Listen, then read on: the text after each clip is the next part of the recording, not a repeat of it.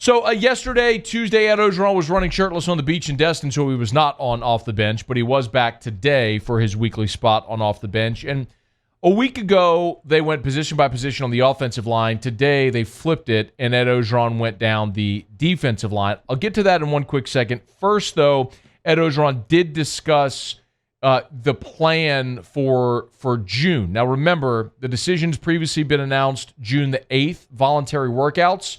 We said here last week, if you were here, was they're going to begin workouts June 8th, but they're going to have student-athletes on campus before then for an acclimation period. Ed Orgeron did confirm that today. Student-athletes will be on campus before June the 8th, and he went through kind of what that process will look like. Yeah, we're going to report. The guys are going to travel in June 1st. We're going to have a team meeting June 2nd, and Shelly's going to do a great job. In fact, tonight, we meet with everybody on the protocol on how we got to operate when we get back. We're talking to the parents. We're talking to everybody. Shelly has done a tremendous job, her and Jack, of making sure all the guys are going to be safe. We're going to spend the whole next week just testing everybody, teaching everybody the things, that the protocol that we have to go through. And then on June 8th, they're going to start working out with Tommy Moffitt. Now, they can only volunteer to work out in the weight room, and obviously the conditioning and the weight workout, getting ready for the season, is the most important thing, the health and the working out. And all they can do this June, as far as I know right now, is volunteer to work out in the weight room. So we're going to monitor them, we're going to feed them, we're going to work out and get them in shape. I don't know what the rules are going to be in July. We're going to find out. I think this is an ongoing thing, and we're going to find out what we can do in July. But I'm excited to see our team, and I'm trying to get them back and get them at the weight room with Tommy and get them running out there in the heat. With those voluntary workouts in June. Voluntary. Whew. My guess is that they'll all volunteer to be there in June. But I do understand. You got to say it's voluntary. But it's, 110s with Tommy Moffitt are not voluntary if you want to play football at LSU. But you can tell sort of along the lines of what we talked about. If you missed yesterday, Shauna Ricks was with us. Elias Ricks, 5-star cornerback, freshman. And her words on this show were powerful. She said, I feel like they can take better care of my son right now than I can.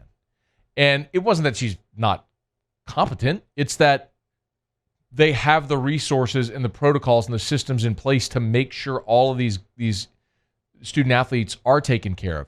Their nutrition is in line. She's like, right now, short of, something severe, we're not going to the doctor. Well, at LSU, they can see the doctor. And there's a lot of things that made a lot of sense. So Ed Orgeron kind of spelled it out for you there. Jack Marucci and Shelly Mullinex have gone through their protocols and have organized a system that's going to allow LSU to have as good a hand and handle on the COVID-19, the resumption of activities post-COVID-19 as you could hope for. Now, Ed Orgeron did run through the defensive line depth, and we'll just start left to right. And there were some interesting things that he pointed out. Now, last week he went through the offensive line. This week he went through the defensive line. And remember, LSU's switching from a 3-4 to a 4-3. And he talked also about, about why they're switching from those types of defenses. Can you play 9, Musso? He talked about the fact that they're so deep at each of these spots, and in part that's why they were able to do this. Yeah, that's why we went back to 4-3. We thought we had talent. We finally got the guys that we think that could represent playing the 4-3, disruptive. I think this group is going to be a great group, and it's already helped us in recruiting. We have 4 commitments already. We may sign 6 defensive linemen this year, maybe 7. All right. I'll sign as many great players as we can. So we'll start at left defensive end. Ed Orgeron starts there with who will be essentially your left end against the right tackle rushing the passer. We only have 3 practices, but Andre Anthony at left end is starting right now, him and TK. And Ali Gay, a junior college player, who's 6'6", 260 pounds. Those 3 guys look very well. Travez Moore is there, and also Sonny Fuller. So I have 5 guys in front of me at left end. 5 guys at left end, but you're looking at Andre Anthony, TK McClendon, Ali Gay, and Sony Fanua. Now remember, Andre Anthony, we talked about. We did talk about some ends last week. Andre Anthony's a guy who's very athletic, coming out of Edna Carr, has not made an impact in his career, but they feel like this could be the position in this defense, hand in the dirt to come off the edge. TK McClendon moving from offense to defense, but he's right there at backup. Ali Gay is a guy that they're excited about, a JUCO guy transferring in. 6'7", 267, athletic guy coming off the edge, could give them some depth and some reps. And then Sony Fanu is a 6'3", 274-pounder who does, also a JUCO transfer, who does look like a 4-3 end as well. We'll see if those guys can acclimate to the SEC. When you move from left defensive end inside to defensive tackle, here's what Ed Orgeron said. The tackle, Glenn Hogan coming back, Neil Farrell. And a guy I'm really excited about is Jack Leroy right there from U-High. I think Jack Leroy is somehow, some way is going to be in the mix, in the starting position, in the rotation. Also, Eric out of Alabama, 6'4", 292, and Jerel Cherry. This has been a good move for Jerel Cherry. Jerel can play tackle or end. I would say the biggest surprise there for me, well, two. Of course, you know Glenn Logan and Neil Farrell are going to play exceptionally well. They were really good in a 3-4 at tackle. Now they're just going to be able to be more disruptive. It's what those guys were made to do. Jaquelin Roy out of U-High, Ed Orgeron said, look, he's going to make an impact in his freshman year. And I think they're very excited about both Jaquelin Roy and Jacobian Guillory, the two freshman defensive linemen from Louisiana. Jerel Cherry is the interesting one. Because if you remember a year ago at this time, they were talking up Jerel Cherry. He is built like an Adonis, 6'3", 264, and he is chiseled. And they loved him last year at outside linebacker. But again, you saw him get past. Guys like Patrick Queen played amazing football for LSU last year. Smaller, faster edge guys. Well, this is a guy at 6'3", 264 who looks more like a 4-3 defensive end, but they're kicking him inside at tackle.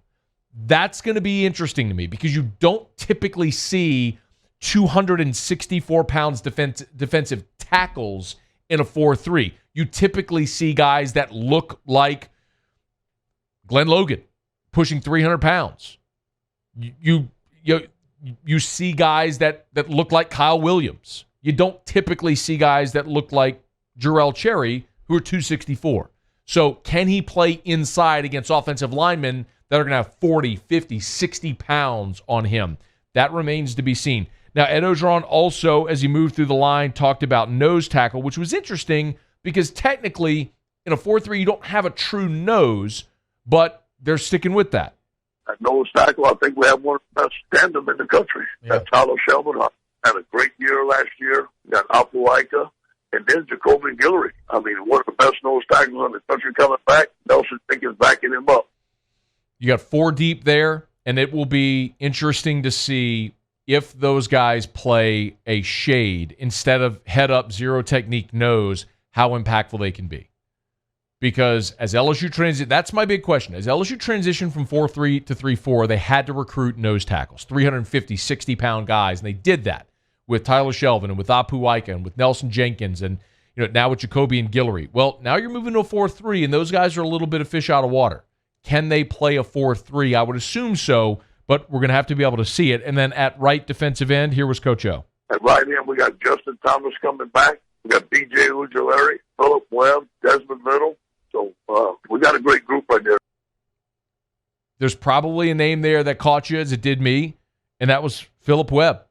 Because as we've talked about LSU replacing linebackers, Webb is one of the guys that we've all sort of assumed was going to step in and be a contributor at linebacker, be in the competition at linebacker, considering you've had numbers issues there. At 6'3", 227, that's not a guy that you would typically think would kick out and play the edge with his hand in the dirt. He looks more like a guy like Jacob Phillips, who you just lost to the NFL. And if you're looking, or like you're looking at with Jabril Cox, a grad transfer from North Dakota State, maybe this is a way to get Webb on the field or try to get him on the field earlier, but that's certainly a guy who's listed at linebacker, by the way, on the LSU website, wearing number 39. But Ed Orgeron said they have him there penciled in at right defensive end, so keep an eye on Philip Webb. A couple of guys that on its face look like they might be, I don't want to say out of position, but it's curious to see how they do there. Jerel Cherry is certainly one of them at defensive tackle, and I would certainly say Philip Webb at defensive end qualifies also. So that's Ed Orgeron running through LSU's defensive line. There's one thing that is absolutely for certain. LSU has numbers.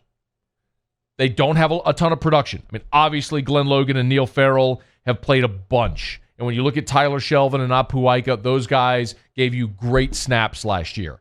They're all going to be in different spots this year, but outside of that, when you're looking at Andre Anthony, TK McClendon, Justin Thomas, BJ Ojolari, Ali Gay, Philip Webb, you're talking about a lot of guys that just don't have a lot of experience, don't have a lot of skins on the wall. You got numbers and you've got depth. What you don't have is experience.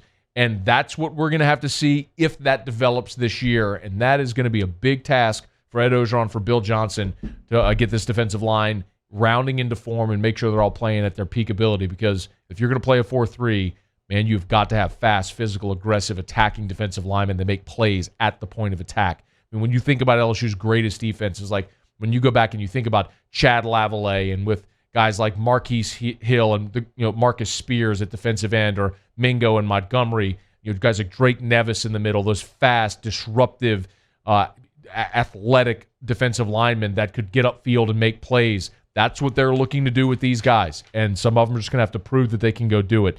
But Ed Orgeron can play one more Musso number 7, said he does expect this defensive line to be that good. I think that in both schemes, this is a D-line friendly attack. Hit the backfield, tackles for loss, sack.